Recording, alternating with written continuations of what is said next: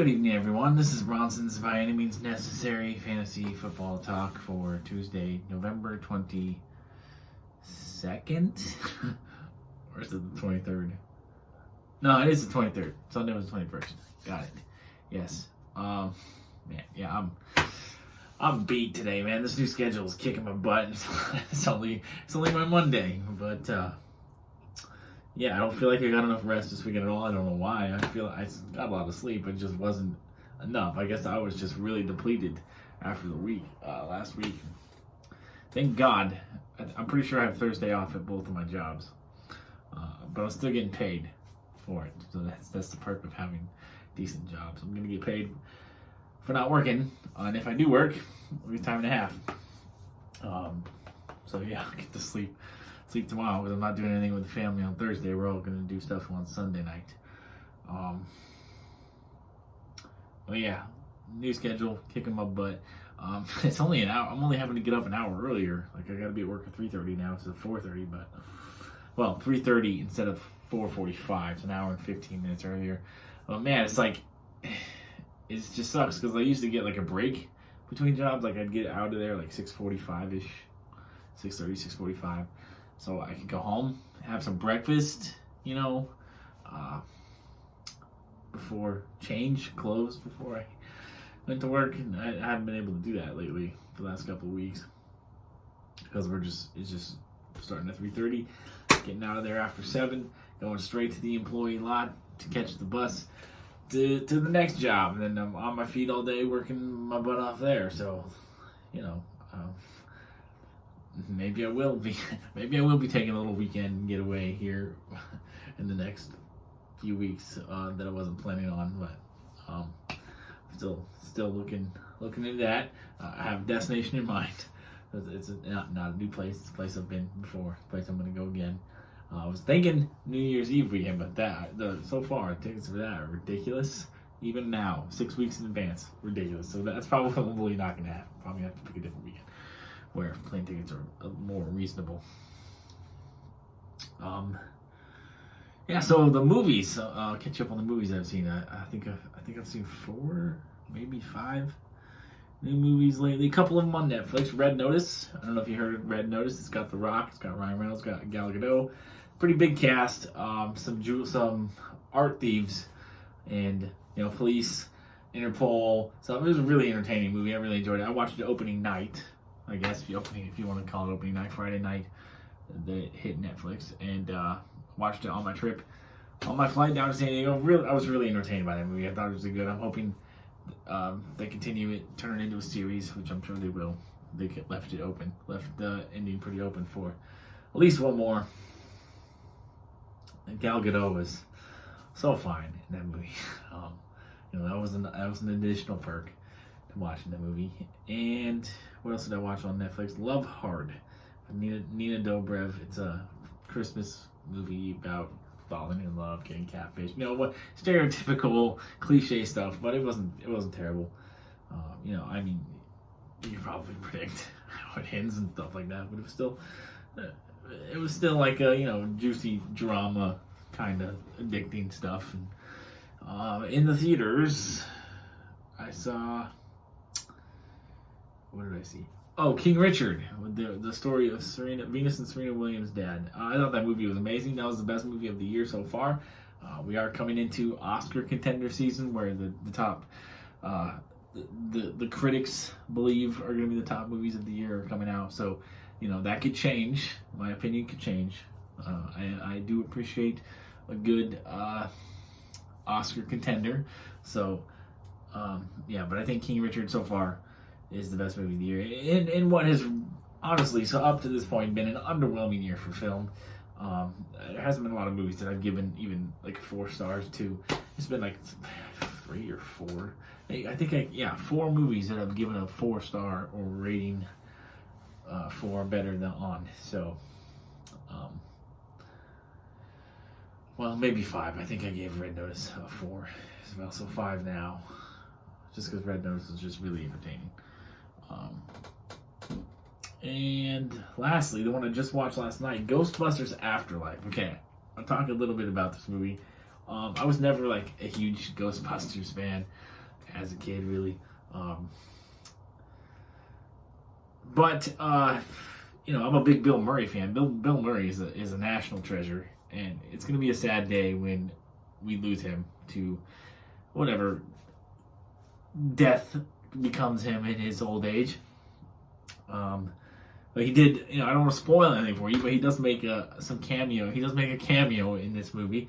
Not as funny as he's traditionally been, but it was really, really sentimental. It was really nice. I really enjoyed the ending of this movie. I thought it was really, really cool how they, brought, the old movies into the new, and how they, paid tribute to the past and stuff like that. I'm not going to spoil it for you. I enjoyed the ending. The rest of the movie was lame. Not going to lie. Pretty lame movie. Terrible special, terrible CGI. The CGI looked like it was from the 80s. I don't know if they did that on purpose. Like, if they wanted it to look like it was from, the same CGI they used for the original Ghostbusters or not, but that's what it looked like. It was bad. I think Olivia Wilde was in the movie too, actually making a brief appearance in a kind of looked like David Bowie, honestly. But I know it's not David Bowie. David Bowie's dead, but I think it was Olivia Wilde. I didn't look at the cast of the movie, but I'm pretty sure she was in there. And so yeah, really cool ending. Overall, stupid movie. I think that's all I've seen lately, because it hasn't been a lot of movies coming out in theaters in the last couple of weeks. But let's get to the waiver wire. This is the waiver wire video, which personally, I'm a little beat. I'm a little exhausted. I think I just need to go to sleep. I'm probably gonna skip waivers this week because it's really piss poor anyway. It's just I'm not missing much. I'm gonna take my chances with players tomorrow morning, and but I'm gonna give you again. I'm gonna remind you that every league is different. You may have some much higher quality players available on your wire than is on this list. This is just a list of the players that are widely available, meaning they're available in more than 50% of leagues on ESPN. This doesn't include Yahoo. This doesn't include NFL.com. This doesn't include Sleeper, Flea Flicker, any of those other leagues. I don't go that in depth on it. I don't go see if it's players who are 50% available in every fantasy format that there is, every platform there is. It's just ESPN, which is where I play the majority of my leagues. It's not where I want to play the majority of my leagues. I'm kind of over ESPN.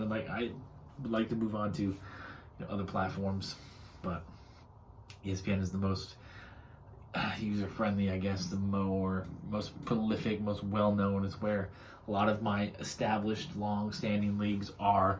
We haven't moved off that platform, which is fine. I'm not.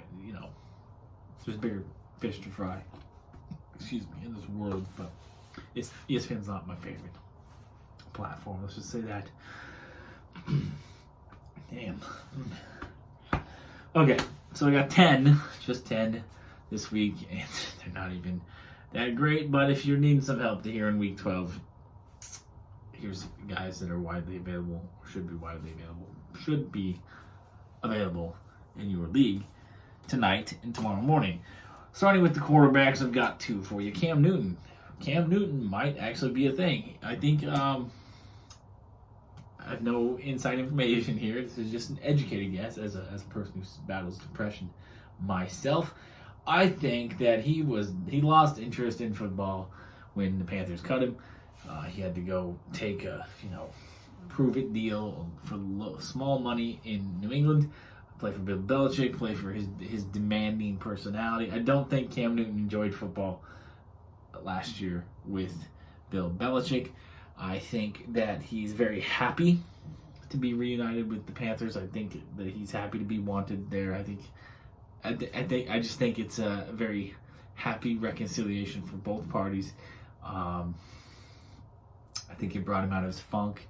I think Cam Newton is in love with life and the game again, and he's showing that by going out there and playing well. He played a lot better against the Washington football team than I anticipated he would. Cam Newton can still get it done with his feet, still a good goal line option which is probably going to hurt Christian McCaffrey here down the stretch. But Christian McCaffrey, really, as great as Christian McCaffrey is, he is injury prone, and he is small. He's not the best goal line back in the NFL. So maybe they should, let Cam Newton do his thing down there. He's been very successful with that his whole life. And lastly, Jimmy Garoppolo. I know Garoppolo isn't super sexy. He hasn't been lighting. He hasn't been tearing it up. But he's been pretty consistently a top 10 quarterback for a few weeks now. And I rolled with him last week when Lamar Jackson went out last minute on Sunday. I rolled with Garoppolo over Kirk Cousins when I probably should have went Kirk Cousins in hindsight. But I didn't trust my own quarterback against the Packers. I trusted Jimmy Garoppolo more. I trusted Jimmy Garoppolo's role that he's been on. I trusted Jimmy Garoppolo's weapons. I trusted that 49ers offense more. I ended up winning handily anyway in my money league.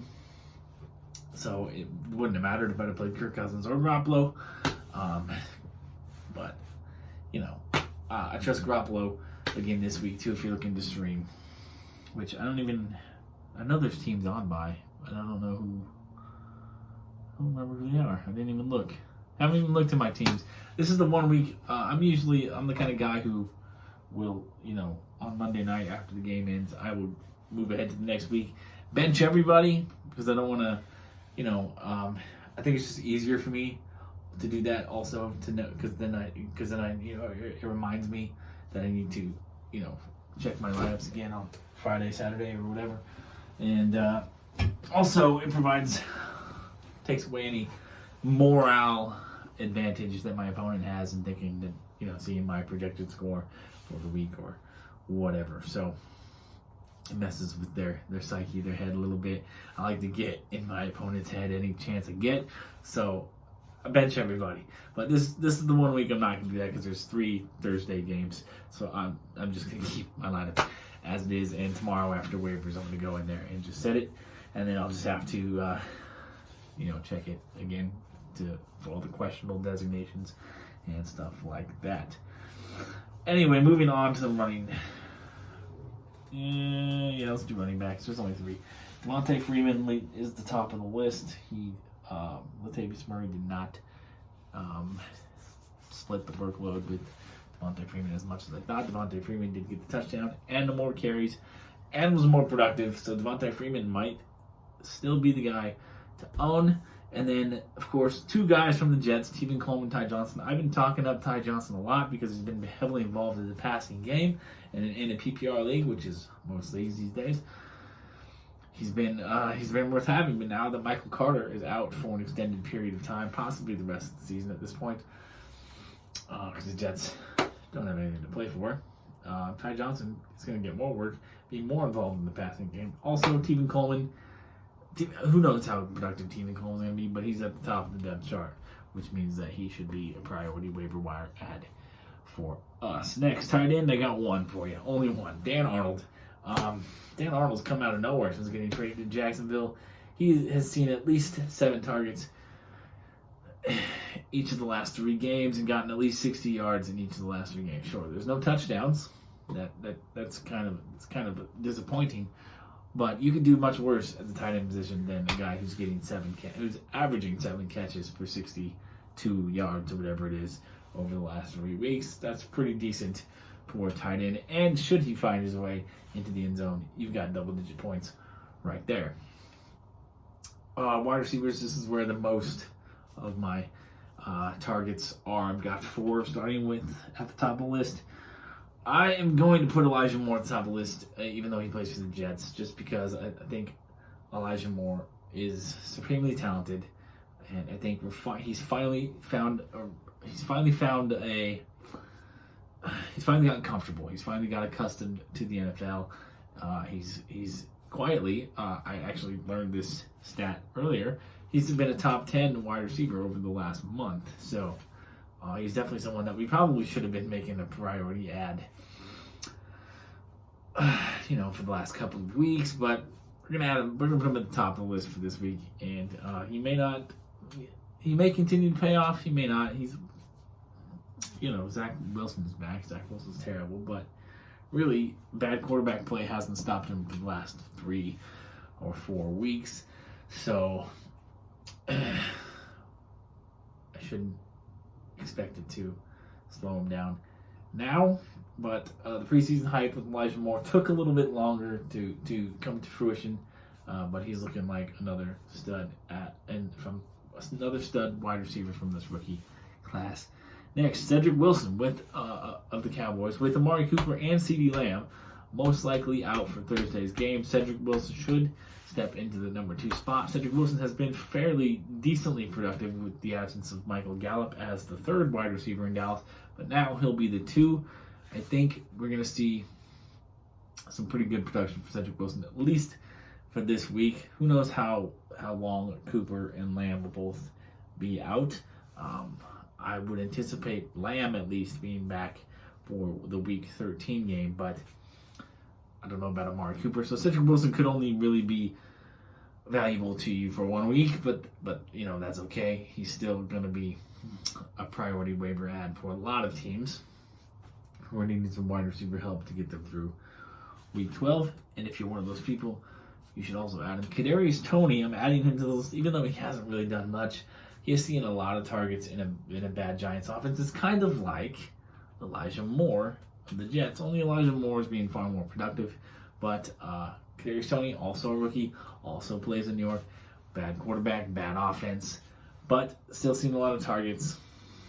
And with the change in offensive coordinators, now that Jason Garrett has been fired, perhaps this new guy, whoever it is, will make Kadarius Toney more of a priority in the passing game, call more plays for him, more hot reads for him, whatever the case may be.